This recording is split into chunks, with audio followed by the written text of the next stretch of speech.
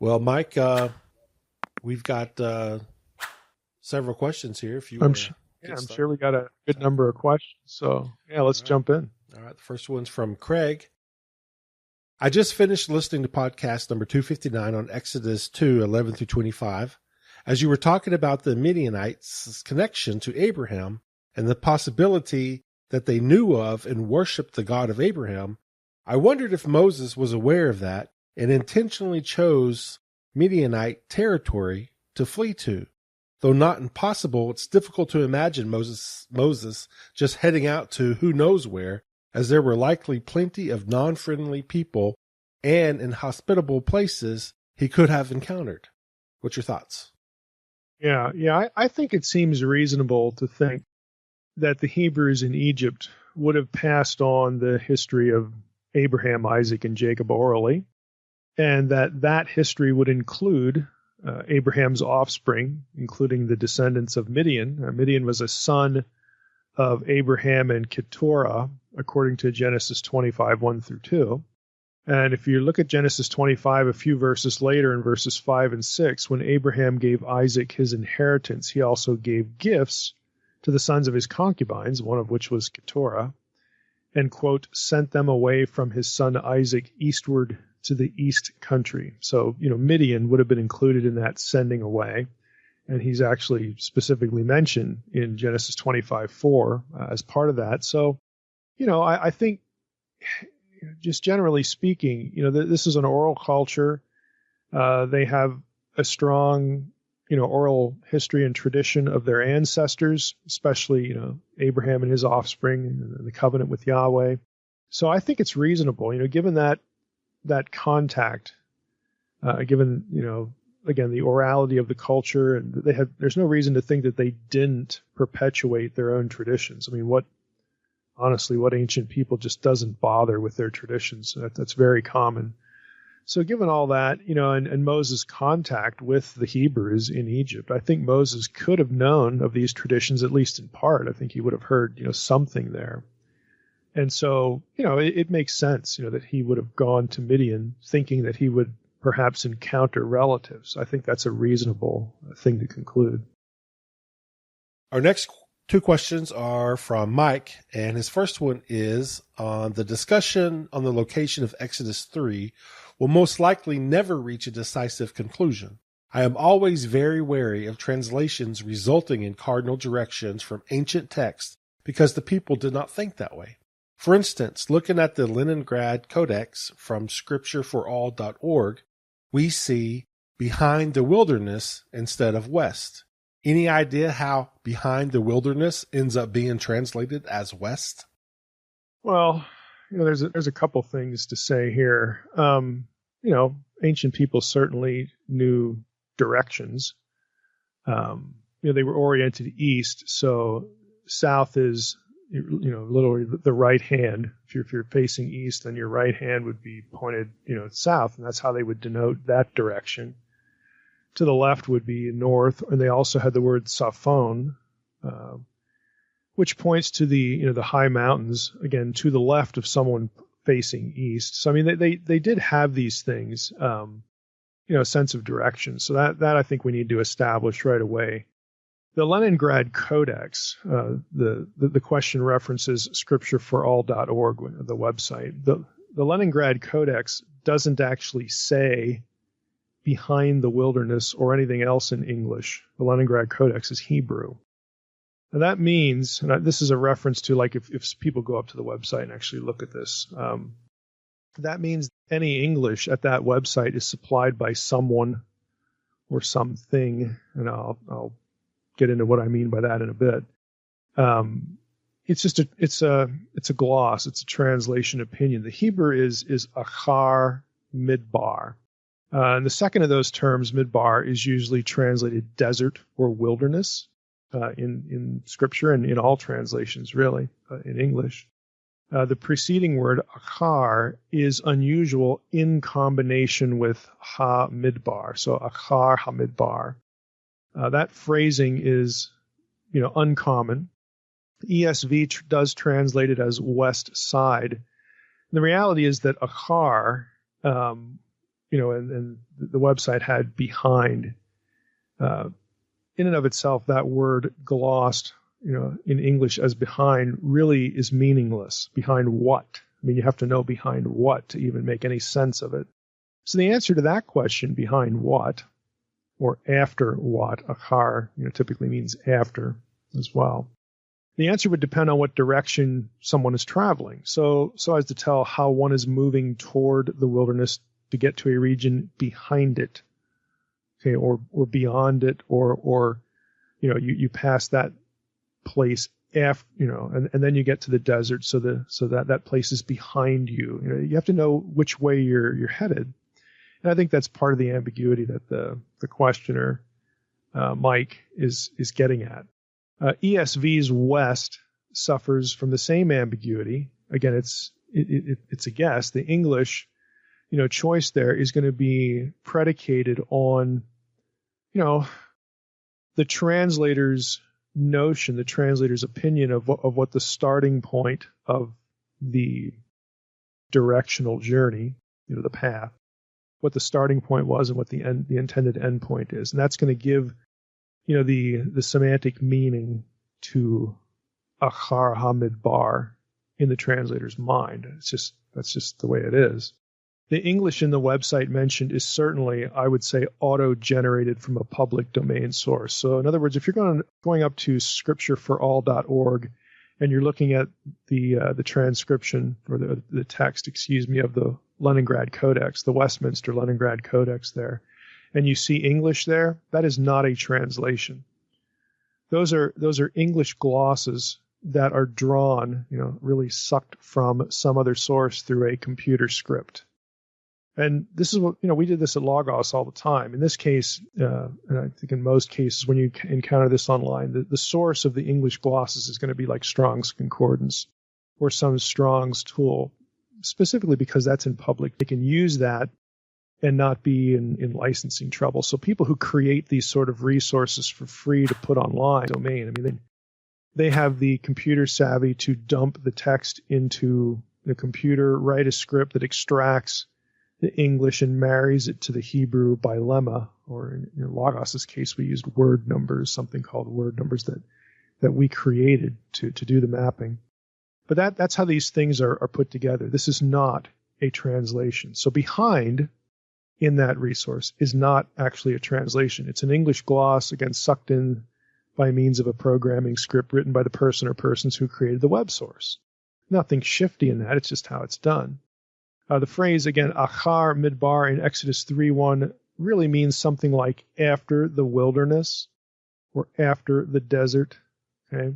And this, therefore provides no specific direction, for its actual meaning would depend on the starting point, some sort of contextual indicator as to what direction the person meant or the writer meant. Achar can certainly describe something in the West. There are passages that use that word, and those passages include more geographical context so that you can tell, what direction is actually meant by this after terminology. For instance, Deuteronomy 11:30, and we just listen to this verse. Are they not beyond the Jordan west? There's our west, that west of the road toward the going down of the sun, in the land of the Canaanites who live in the Arabah, opposite Gilgal, beside the oak of Moreh. Look at all the geographical information in that verse. And you can tell after the road, west of the road. You can have a really good deduction as to what direction is indicated by the terminology there. But, Exodus 3:1 doesn't give you that much. As far as midbar goes, there's really no ambiguity there. It describes a wilderness or desert region dozens of times in the Hebrew Bible when that is quite evident in context. If you take all that to Exodus 3:1, a translation like west, if we had the translator here, he would justify that translation in light of really two things. A, the location of Midian, which is pretty well known, juxtaposed with B, other references to the desert, to the midbar, in near context in the book of Exodus, like Exodus 15:22. Let me just read that. Then Moses made Israel set out from the land, or from the Red Sea, and they went into the wilderness of Shur. they went 3 days in the wilderness and found no water. So we know where the Red Sea's at, and based upon, where Israel is at on that particular journey, they're headed, in a certain direction. They've made this or that turn. Again, your options are limited, but the point here is that the wilderness of Shur in relation to the Red Sea is also pretty well known. And even if you wonder, well, where exactly is that wilderness? You know that it is west of Midian, because you know where Midian is. That's the easy part here, Midian itself, the area. So the wilderness of Shur, you're going to get help there with other passages as well. I'm going to just open Harper's Bible Dictionary here and read something quick. The Shur, the wilderness of Shur, is a desert region somewhere in the Sinai Peninsula, east of the present Suez Canal. It was inhabited by Ishmaelites. Genesis 25:18 was for a long period the home of Abraham. Genesis 20, verse 1. The Israelites during the Exodus entered it immediately after leaving the Red Sea. Exodus 15:22. The way to Shur, where the angel met Hagar, Genesis 16:7, is probably the desert track leading southward from Beer-sheva, along which Saul and later David pursued the Amalekites as far as Shur. That's 1 Samuel 15:7 and 27:8. So what Bible geographers do is they'll take, references to places, and based upon, other lots of passages and what's going on in those passages and the limitations of foot travel and so on and so forth. I mean, and other geographical information in related passages. When it comes to something like, the wilderness of Shur, again, somewhere in the Sinai Peninsula, that's relatively, sure, pardon the pun, it's relatively certain. But regardless, even if you can't pinpoint the exact place, latitude and longitude, where this wilderness is, it is west of Midian. So this is how, the translator would justify that translation in Exodus 3:1. It's not just guesswork. I mean, you go from the known and you try to extrapolate to the unknown. So according to Exodus 3:1, it could very quite easily be read as Moses leaving Midian, moving west, after which was the mountain of God, Horeb, or Sinai. And so Sinai would not be in Midian, if that is the proper reading. And that's a very ordinary reading. But it would be somewhere in the northern area of the Sinai Peninsula, reachable in 3 days after the crossing of the sea. And that takes us back to the problem, we covered in the podcast a lot, the problem of the half dozen or so references to Moses reiterating God's instruction. Things like, let us go 3 days into the wilderness to sacrifice to Yahweh, which sacrifice occurred at Sinai.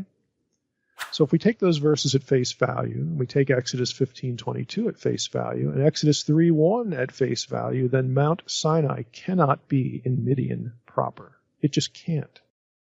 So, there you go. But I would agree, that, yeah, there's ambiguity in directional language, but it's not hopeless. I mean, there are places where, you do throw up your hands and it's like, who knows? But translators are working with lots of other geographical references when they try to translate a phrase like Achar Hamidbar. I mean, it's not just, hey, where do I want it to be? Or, let's flip a coin. I mean, it's not like that. It's a little bit better than that. And in some cases, it's a lot better than that. All right. Mike goes on to say, this seems to be the same sort of place Paul liked to preach the gospel, where the people were not already a part of someone else's flock or seated with a lot of ideas that would need to be refuted. A place habitable, but not really all that prosperous. This is just like where most common people live. It is still the perfect place for God to show up, make himself manifest, and commission more agents. Why can't it be both the place where God chose to speak to Moses and the place where he speaks to us today? Kind of like the letters of the churches at the beginning of the book of Revelation. Jesus speaks in the midst of the lampstands, but not necessarily from the pulpits. I'll confess, this is a little hard to follow because I don't really know what the point is, because God does speak through people in places that are, highly populated or not highly populated. He also meets people in either place. So I don't know how you're putting percentages on these sorts of things, and I don't even know if that's the point. I mean, in Paul's case, Paul goes to cities all the time. he goes to synagogues all the time. I mean, there's certainly a lot to argue about in synagogues. I mean, that's basically what Paul was looking for. He wanted to debate, So Paul always went first to the Jews. Certainly they were part of a flock, part of a group, part of a congregation, a synagogue. And again, typically got thrown out. Then he went to the Gentiles. But, as Paul says over and over and over again, not just in Romans, but, the Jew first, also to the Gentile, the barbarian. But he definitely goes to places that are populated and prosperous, major cities. Ephesus is the one that sticks out. Corinth. I mean, so I don't really follow the trajectory of the question. I don't think it's sort of parsable that way, or Paul's activity I don't think is really parsable in those terms. At any rate, Paul's modus operandi, in my mind, has little to do with the meaning of the Hebrew lemmas back in Exodus. So, yeah, I don't think we can really abstract it like that. Rebecca has a thought on Exodus 3. If Moses was circumcised at birth and then placed in Pharaoh's house post-weaning, it would explain how he would have known he was ethnically Hebrew, yet be ignorant of Hebrew culture, religion, and the name Yahweh. Exodus 4:24-25 tells us his son was circumcised, but does not mention Moses in circumcision. Am I assuming he already was, but his son was not, as it was not customary for Midianites or Egyptians?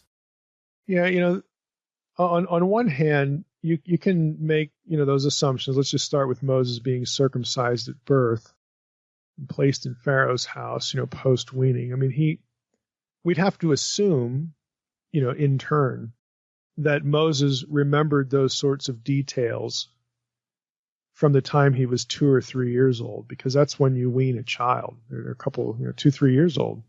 So he has that time with his natural mother, and then he is raised in Pharaoh's household. So is he really going to retain conversations from being 2 or 3? Well, I've had 4 kids, and I have my own life experience to draw on. I don't remember anything when I was 2 or 3. So I think there's some doubt there. And even if he noticed, the physical nature of his circumcision as he grew up, Mommy, what, would he even ask the question? He might, if he looked at other boys and then looked at himself, why am I different? Would the Egyptian woman have told him, well, it's because you're really a Hebrew and you don't really belong here. You're not my natural. So, I mean, would she really say that? I don't know. Again, I think there's at least some doubt to that. It's also interesting that, Moses' son is circumcised in Exodus 4:24 and 25, but he hadn't done it when the boy was 8 days old, according to the traditions of the patriarchs. So if he had known that information, why didn't Moses do it? I mean, that's part of the reason why God is angry. So there's a disconnect there too. The reality is we don't know whether Moses was circumcised or not. You can build a case that it's reasonable to think he was. You can build a case that it's reasonable to think he wasn't. It's uncertain. We just aren't told. Either option could work in the overall narrative in different ways. We can suggest that Moses was, again, assuming that his parents obeyed the patriarchal tradition of Genesis, passages like Genesis 16 and 17. Specifically, I'll just read one. Genesis 17:12. He who is 8 days old among you shall be circumcised. Every male throughout your generations, whether born in your house or bought with your money, from any foreigner who is not of your offspring. Okay, this is God speaking to Abraham, and Abraham, of course, passes that on to those in his household. Well, if Moses didn't do this to his own son at 8 days, is it possible that his own parents didn't do it? I don't know. I mean, again, you can make arguments either way. But again, would he have really learned that at home? He's not going to remember anything 2 or 3 years old. But if they didn't do it, then he wouldn't be different than the Egyptian boys, and the question would have never come up. So, we just don't know. Not circumcising him wouldn't have concealed his identity either. We talked about this earlier in the podcast because, when Pharaoh's daughter comes down to the Nile and finds this baby in a little basket, what Egyptian would do that? I mean, what Egyptian mother would, I got to hide my kid. I got to put him in the Nile. I mean, nobody's going to do that. And if you want to kill the kid, you just throw him in. He's crocodile bait. obviously, whoever did this, she's reasoning, wanted to preserve the child alive, and what children are under, threat of death? Well, that would be the Hebrews. I mean, you don't have to have a circumcised child even in that case. Pharaoh's daughter is going to know that this is not an Egyptian child. So the circumcision doesn't really help there either. So, it's an uncertainty and an ambiguity that just goes in with the story. Rebecca also wants to know if a possible biblical precursor example of assumed circumcision as a factor could be when Joseph cleared the room and then makes himself known to his brothers. In privacy, he could have used the sign of his circumcision as a proof of his identity. Of course, this is not explicitly stated, but circumcision is, 1, commanded of Abraham and descendants, 2, congruent with biblical Hebrew culture, and 3, a logical reason for what Moses did and did not know. I think it's clear that Joseph, was circumcised because of the Shechem, incident, when his, the whole, Hamor and Shechem incident, when the men of the city have to be, circumcised to marry Jacob's, marry into Jacob's family and so on and so forth. So I think that's pretty clear, but I don't think that Joseph exposed himself to prove his identity here. To me, I think he says, "I am Joseph." I mean, that's actually part of that scene in the story. I am Joseph. So he makes his identity known by telling them his name. And if they had any doubts, the fact that he was Joseph would have explained the oddity that happened earlier, at the meal when Joseph's brothers, quote, sat before him. This is Genesis 43:33. They sat before him, the firstborn according to his birthright and the youngest according to his youth. And the men looked at one another in amazement. So they're actually seated in the correct order of their birth. That's why his brothers are kind of looking at each other going, this is kind of weird, because we're all occupying positions at the table in the correct birth order. So when Joseph, later on says, "I'm Joseph," that would have made sense. Of course, he would have known who they were and put them in the correct order. And Joseph in that scene also tells them what happened to him, their brother Joseph, sold into slavery. How would he have known that unless he was really Joseph? So I don't think we need to have Joseph exposing himself to certify his identity. He just knows things that only Joseph would know. Of course, none of this is explicitly stated, but I don't think we need the circumcision element to make sense of the revelation that Joseph, gives to his brothers. Joe asks, Dr. Heiser has mentioned that Moses might not have known the name of God or who he was at the time of Moses' calling. This has been fascinating to think about and makes the story of Exodus even more miraculous and shows God's grace in a new light that I had never, ever considered. There seems to be 3 parts in the Bible that show Moses might have been connected to the Hebrew community, aware of who he was, aware of the Hebrew spiritual traditions, and familiar with the name of God. 1, when he killed the Egyptian. 2, after God calls Moses at the burning bush. And 3, if Moses was raised in all the wisdom of Egyptians, Acts 7:22, would that include knowledge and understanding of the Hebrew belief system? I thought I would ask for clarification and insight, or see if I've missed something with my novice understanding. Yeah, I've already said I think it's reasonable to think that Moses knew something of the patriarchal heritage.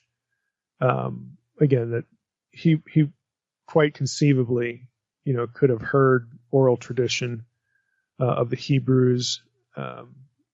We have to think, we have to really essentially believe that after he's released, at weaning, he goes to live in Pharaoh's household, that sometime later he would have had contact with somebody in his family. I mean, it's reasonable, again, it's not stated, but it's reasonable to think that they would have sort of followed his progress. I mean, they obviously know who he is, and that this sort of information could have come down to him if he knew, and I think this much he might know as a 2 or 3-year-old, his name. His name that would have been ringing around in his head is not an Egyptian word necessarily, so that might have prompted a question.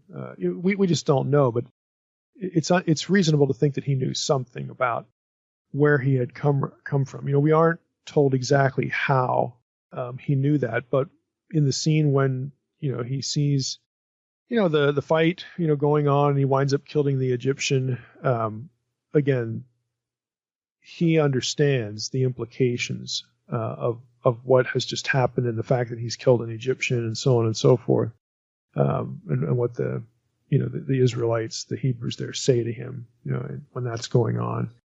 So the narrative certainly suggests that he had some knowledge.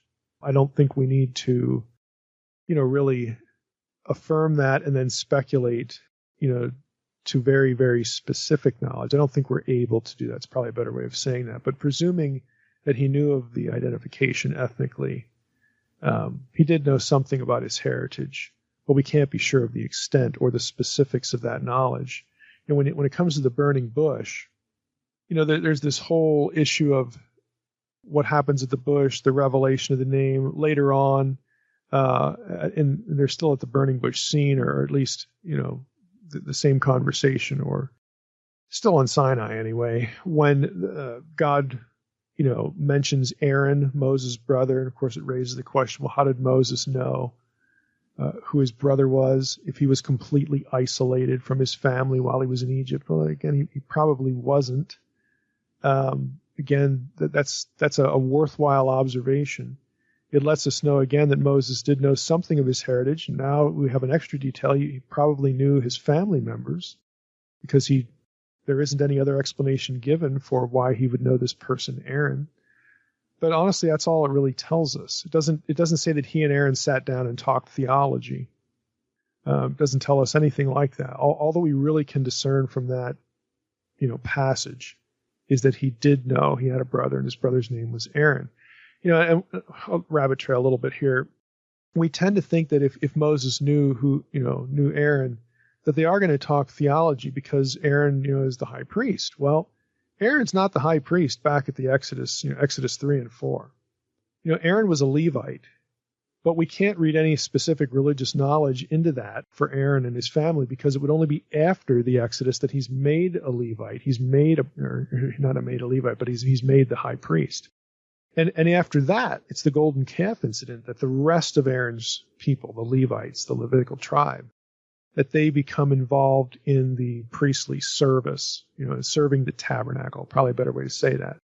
So all those things, that body of knowledge, as best we can tell, is later in their story.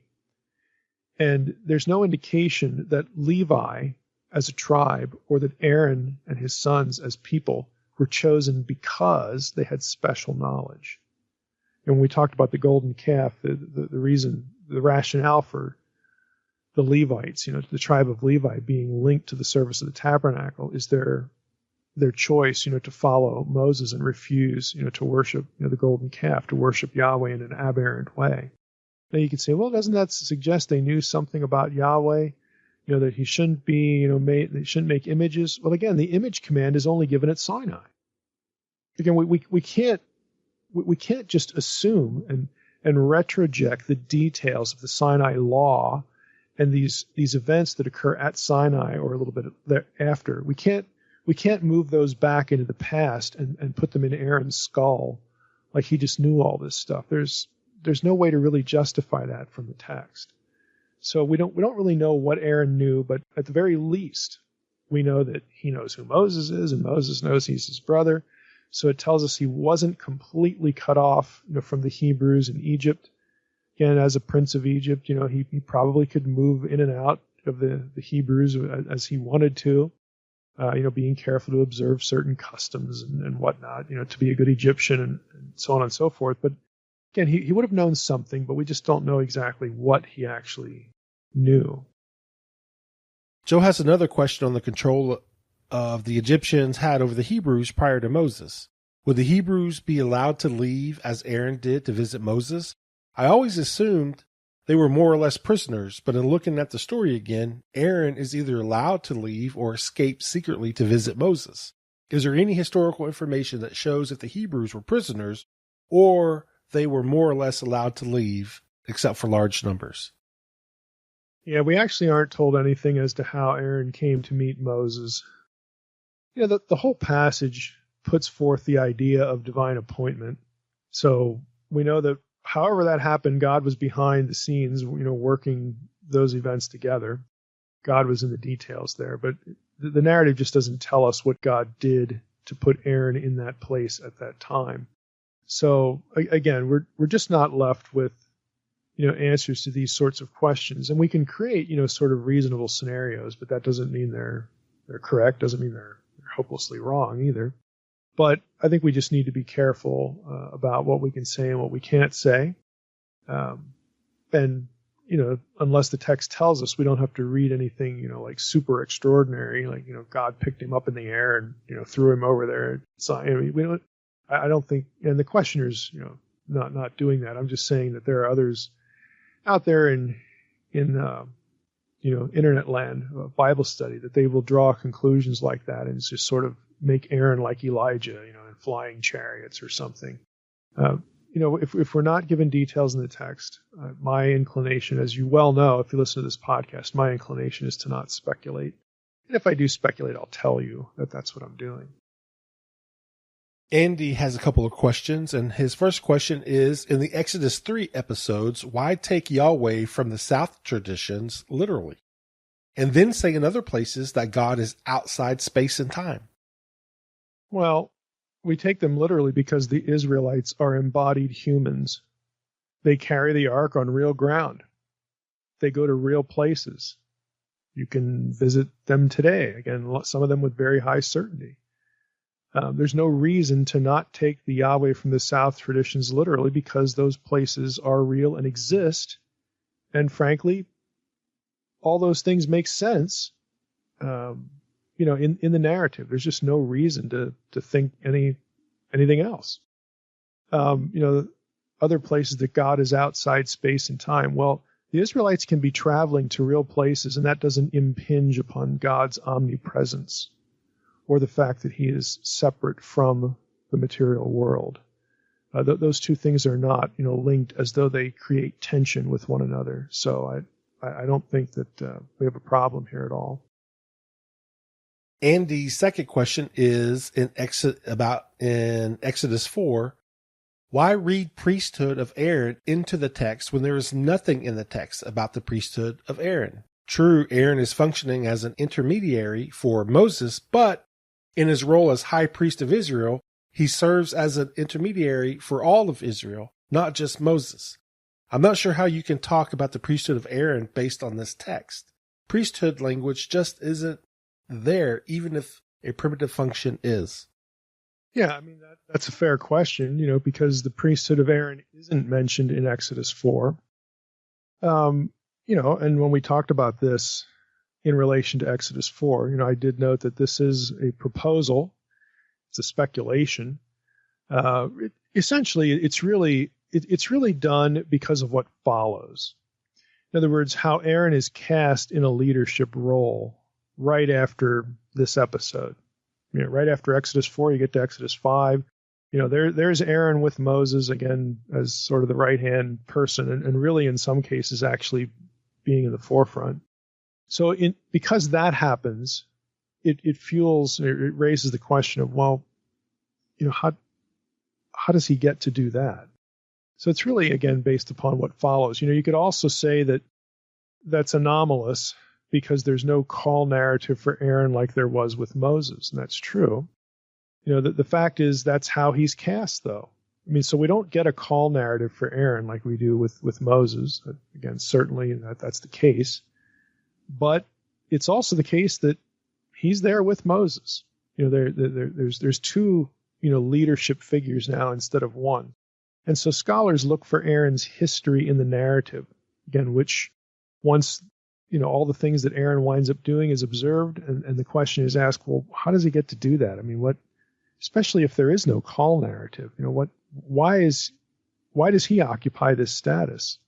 And that puts us back in Exodus 4, which is his, appearance in the story.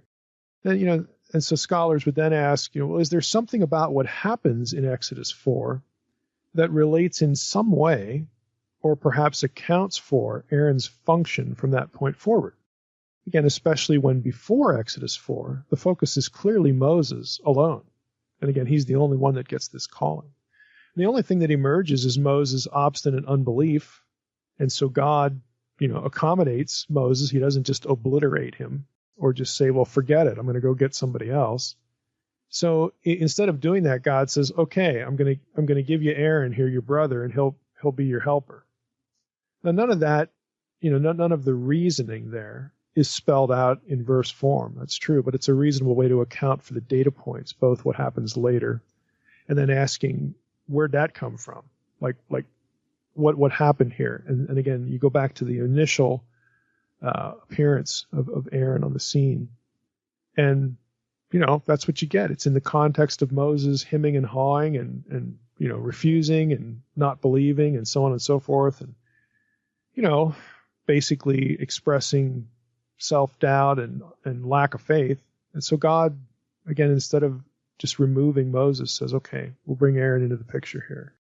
And, it's only later that he becomes a priest, but he is put into a leadership role. So that's why scholars go that direction.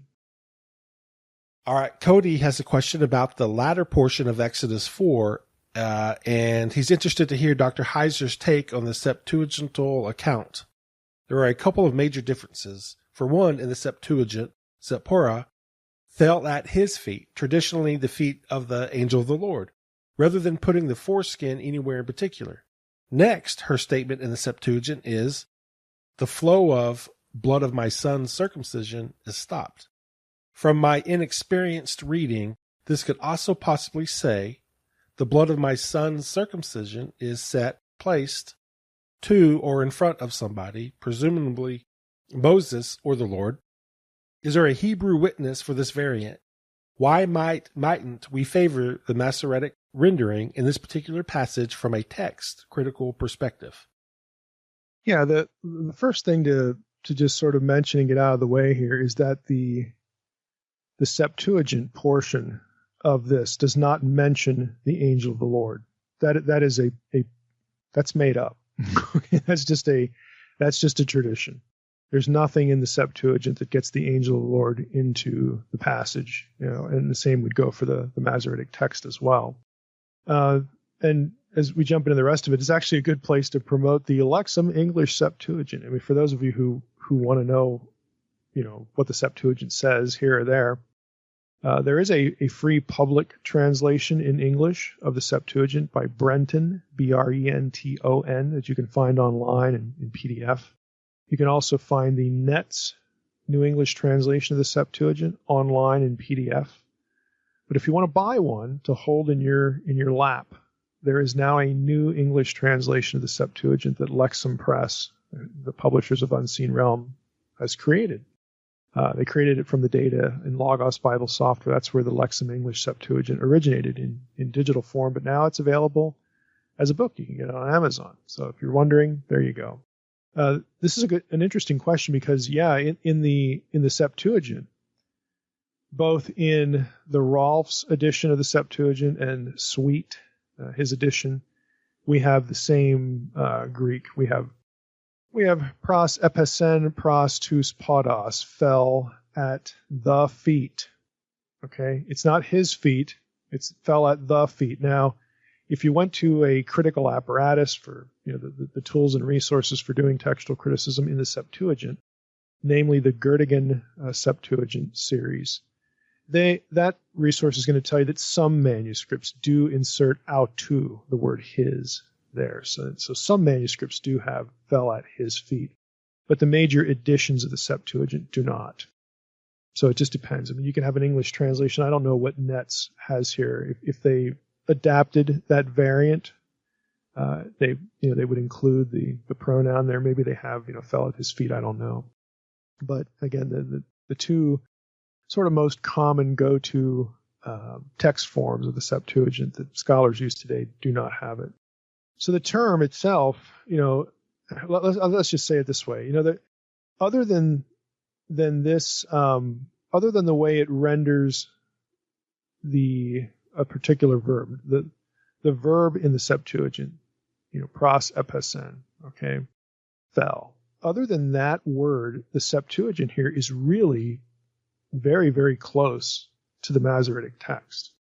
And you could actually argue that even that translation choice, one of the Greek terms for fall, that could still conceivably be a rendering of the same Hebrew as we find in the Masoretic text. Some of this doesn't really translate well to audio, but I'm gonna give this a shot here. The verb choice that the Septuagint has here, that Greek lemma could be translated as strike against, like in an attack, or reaching out and hitting. It could also be translated touching or embrace. Maybe the semantic nuance of grab here, because the feet in the Masoretic text, that's a very literal rendering in the Septuagint. Feet in the Masoretic text is a sexual, it's a euphemism, for the genitalia. We talked about that in the episode devoted to this. So what it comes down to is this isn't difficult Hebrew. The issue is the Septuagint translator basically does something with the verb in the Masoretic text. It's naga, which means to touch or to reach, as in something's moving towards something and you reach a certain point.